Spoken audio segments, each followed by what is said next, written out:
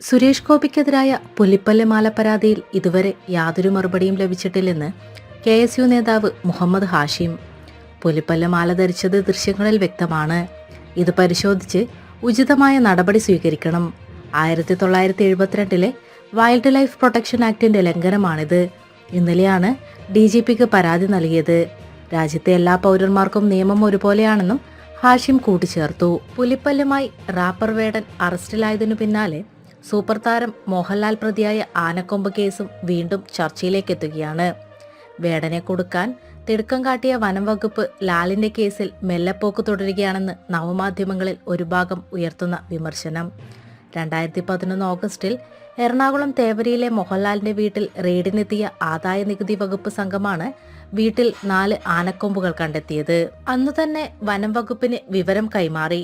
ആനക്കൊമ്പ് സൂക്ഷിക്കാനുള്ള നിയമപരമായ രേഖകളൊന്നും പക്കലില്ലായിരുന്നിട്ട് കൂടി തിടുക്കത്തിൽ ലാലിനെതിരെ കേസെടുക്കാനോ അറസ്റ്റ് ചെയ്യാനോ വനം വകുപ്പ് മെനക്കെട്ടില്ല. മറിച്ച് വലിയ ഗൂഢാലോചനകൾക്കു ശേഷമായിരുന്നു അനധികൃതമായി ആനക്കൊമ്പ് സൂക്ഷിച്ച കേസിൽ ലാലിനെ 1-ാം പ്രതിയാക്കി വനം വകുപ്പ് കേസെടുത്തത്. അതും 2012 ജൂൺ മാസത്തിൽ. വീട്ടിലെ മേശയിൽ ഉറപ്പിച്ച നിലയിൽ കണ്ടെത്തിയ തൊണ്ടി മുതലായ ആനക്കൊമ്പുകൾ വനം വകുപ്പ് കസ്റ്റഡിയിലെടുത്തില്ല. നിയമലംഘനം വ്യക്തമായിട്ടും വേടനെ കസ്റ്റഡിയിലെടുത്തതുപോലെ ലാലിനെ കസ്റ്റഡിയിലെടുത്തില്ല. നോട്ടീസ് നൽകി വനം വകുപ്പിന്റെ ഏതെങ്കിലും ഒരു ഓഫീസിലേക്ക് വിളിപ്പിച്ചു വരുത്തിയതുമില്ല. മറിച്ച് ലാലിന്റെ സൗകര്യം നോക്കി അദ്ദേഹത്തിന്റെ വീട്ടിലേക്ക് നേരിട്ടെത്തിയാണ് വനം വകുപ്പ് ഉദ്യോഗസ്ഥർ മൊഴിയെടുപ്പ് പോലും നടത്തിയത്. തൃശൂരിലും കൊച്ചിയിലുമുള്ള 2 സുഹൃത്തുക്കൾ സൂക്ഷിക്കാനായി ഏൽപ്പിച്ചതാണ് ആനക്കൊമ്പുകളെന്നായിരുന്നു ലാൽ നൽകിയ മൊഴി.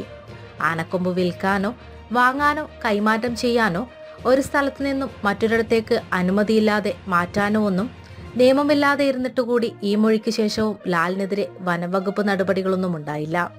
ഇതിനിടയിൽ ആനക്കൊമ്പിന്റെ ഉടമസ്ഥാവകാശം അനുവദിക്കണമെന്നാവശ്യപ്പെട്ട് ലാൽ അന്നത്തെ പ്രധാനമന്ത്രിക്ക് കത്തയച്ചു.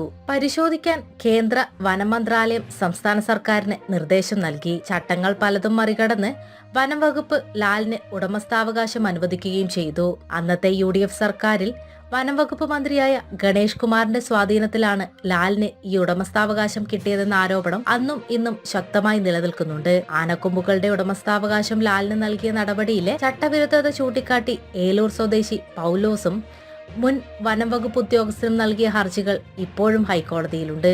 ഇതിനിടെ വനം വകുപ്പ് ലാലിനെതിരെ പെരുമ്പാവൂർ കോടതിയിൽ കുറ്റപത്രം സമർപ്പിച്ചു. എന്നാൽ തനിക്കെതിരായ കുറ്റപത്രം റദ്ദാക്കണമെന്നാവശ്യപ്പെട്ട് ലാൽ പെരുമ്പാവൂർ കോടതിയെ സമീപിച്ചു. കോടതി ഈ ആവശ്യം തള്ളി. ഇതിനെതിരെ ഹൈക്കോടതിയെ സമീപിച്ച് തുടർ നടപടികൾക്ക് സ്റ്റേ വാങ്ങിയിരിക്കുകയാണ് ലാൽ.